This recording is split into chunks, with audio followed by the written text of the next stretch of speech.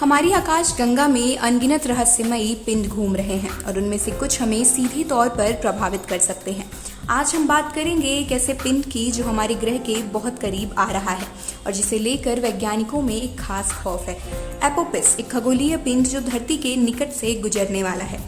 एपोपिस, जिसे एपोपिस 999-42 के नाम से भी जाना जाता है, ये एक विशाल एस्टेरॉइड है। इसकी खोज 2004 में की गई थी और तब से यह खगोल शास्त्रियों और वैज्ञानिकों के बीच चिंता का विषय बना हुआ है।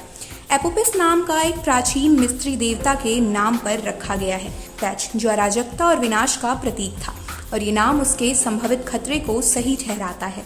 एपोपिस की सबसे खास बात यह है कि यह पृथ्वी की कक्षा के बहुत करीब से गुजरने वाला है। इसकी पहली दृष्टि के समय वैज्ञानिकों ने गणना की थी कि 2029 में यह धरती के पास से मात्र 30,000 किलोमीटर की दूरी से गुजरेगा। ये दूरी धरती की कक्षा से लगभग 1/3 है और इसलिए इसे इंटरप्लैनेटरी निकटता कहा गया।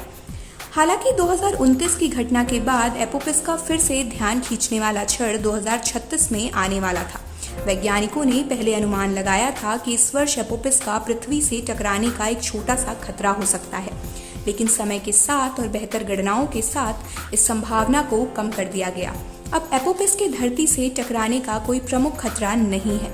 एपोपिस के बारे में चिंता के बावजूद यह हमें एक महत्वपूर्ण संदेश भी देता है। यह हमें याद दिलाता है कि हमें अपने ग्रह के आसपास की आकाशीय घटनाओं पर ध्यान देना चाहिए और तात्कालिक खतरों के प्रति सतर्क रहना चाहिए। वैज्ञानिकों ने एपोपिस और अन्य खगोलीय पिंडों पर ध्यान केंद्रित किया है ताकि हम किसी भी संभावित खतरे का सही समय पर सामना कर सकें। साल दर साल हम एपोपिस की ओर नजर गड़ाए हुए हैं और भविष्य में भी इसकी कक्षा पर निगरानी रखी जाएगी।